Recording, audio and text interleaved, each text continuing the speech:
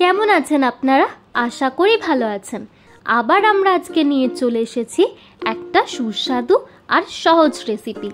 আজকের রেসিপি সম্পূর্ণ নিরামিষ পনির মশলা। কোনো রকম পেঁয়াজ রসুন ছাড়া এই নিরামিষ পনির মশলাটা আমরা একদম রেস্টুরেন্ট স্টাইলে বানাবো, যেটা বানানো খুব সহজ আর খেতে হবে দারুণ।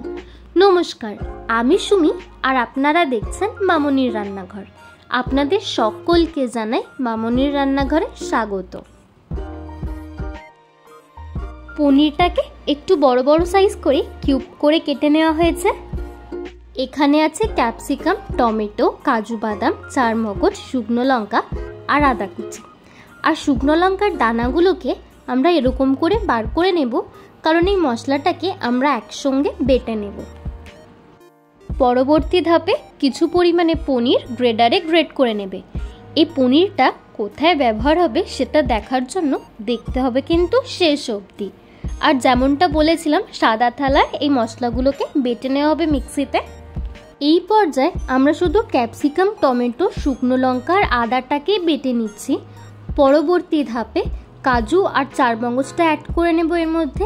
কাজু আর চারমগজটা আমরা একটু জলে ভিজিয়ে রেখেছিলাম, যাতে বাটার সময় খুব সহজে মিহিভাবে পেস্টটা বাটা যায়। পনির মশলাটা আমরা বেটে নিয়েছি, আর টেক্সচারটা কতটা মিহি হয়েছে আপনারা দেখতেই পাচ্ছেন। একটা বোলে রেডি করে নিচ্ছে কাশ্মীরি লঙ্কা গুঁড়ো, হলুদ গুঁড়ো, ধনে গুঁড়ো আর এটা জিরে গুঁড়ো। অল্প পরিমাণ জল দিয়ে মশলাটাকে গুলে নিল। চলুন রান্নাটা চটপট বসানো যাক। কড়ায় সাদা তেল গরম করে দিয়ে দিল তেজপাতা, দারচিনি, ছোট এলাচ, লবঙ্গ আর কয়েকটা গোটা গোলমরিচ। এগুলো বার কয়েক নেড়ে ছেড়ে গুলে রাখা এই মশলাটা দিয়ে আমরা ভালো করে কষিয়ে নেব। আর কষানোর সময় কিন্তু গ্যাসের ফ্লেমটা লো টু মিডিয়াম আঁচেই ছিল। মশলাটা একটু কষে যেতে অ্যাড করে নিচ্ছে বেটে রাখা এই মশলাটা দিয়ে ভালো করে নেড়ে চেড়ে আরও কিছুক্ষণ লো টু মিডিয়াম আঁচে কষিয়ে নিচ্ছে। গুঁড়ো মশলাগুলো আমরা একটু জলে গুলে ব্যবহার করেছিলাম, যাতে ভালো করে মশলাটা মিশে যায়। এরকমই ছোটোখাটো টিপসের জন্য আপনারা সাবস্ক্রাইব করে রাখতে পারেন মামনির রান্নাঘর চ্যানেলকে। এই পর্যায়ে অ্যাড করে দেওয়া হয়েছে স্বাদ মতো চিনি। চিনিটা কিন্তু একদমই অপশনাল। একটু কষিয়ে নিয়ে অ্যাড করে নিচ্ছে গ্রেট করে রাখা পনির। এই গ্রেট করে রাখা পনিরটা অ্যাড করলে গ্রেভিটা কিন্তু বেশ ঠিক হবে আর টেস্টটা খুব সুন্দর আসবে পনির মশলার। ফ্লেভারের জন্য অ্যাড করে নিচ্ছে কসুরি মেথি। কসুরি মেথিটা দিয়ে আর একটু আমরা গ্রেভিটাকে কষিয়ে নিলেই পনির মশলার গ্রেভিটা কিন্তু একদম রেডি হয়ে যাবে। এই পর্যায়ে বার কয়েক নেড়ে ছেড়ে অ্যাড করে নেবে কিউব সাইজ করে কেটে রাখা এই পনিরগুলো দিয়ে পনিরের সঙ্গে মশলাটাকে আরও কিছুক্ষণ কষিয়ে নিচ্ছে। পনিরটা যতক্ষণ কষানো হচ্ছে, আমাদের পরবর্তী রেসিপির নোটিফিকেশনের জন্য আপনারা এই চ্যানেলটা সাবস্ক্রাইব করার সময় বেল আইকনটা প্রেস করে রাখতে পারেন। দিয়ে দিল এই পর্যায়ে পরিমাণ মতো নুন।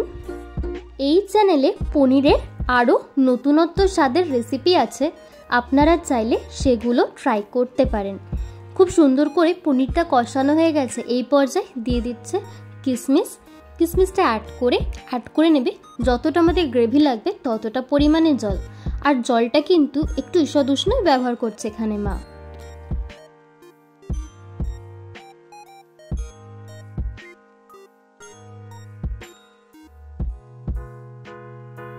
ঢাকনা দিয়ে কিছুক্ষণ রান্না করে নেওয়া হয়েছিল। ঢাকনাটা খুলে যতটা গ্রেভি দরকার ততটা আমরা গ্রেভিটাকে একটু শুকিয়ে নিচ্ছি। শুকানো হয়ে গেলে নামানোর সময় অ্যাড করে নেবে বাটারের একটা কিউব। পনির মশলা আমরা আজকে পোলাওয়ের সঙ্গে ট্রাই করেছিলাম। আপনারা চাইলে রুটি, লুচি, নান, পরোটা, ভাত বা অন্য কিছুর সঙ্গেও ট্রাই করতেই পারেন। অবশ্য পোলাওয়ের রেসিপিটা কিন্তু আমাদের চ্যানেলে দেওয়া আছে, আপনারা চাইলে চটপট গিয়ে দেখে নিতে পারেন। স্ট্যান্ডিং টাইমে এই রেসিপিটা একটু রেখে দিয়ে মায়েটাকে নাবিয়ে নিচ্ছে। আর আজকের এই পনির মশলাটা কিন্তু দারুণ হয়েছিল খেতে।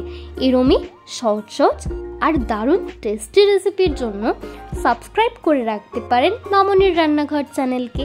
তাহলে দেখা হচ্ছে পরের রেসিপিতে। ধন্যবাদ।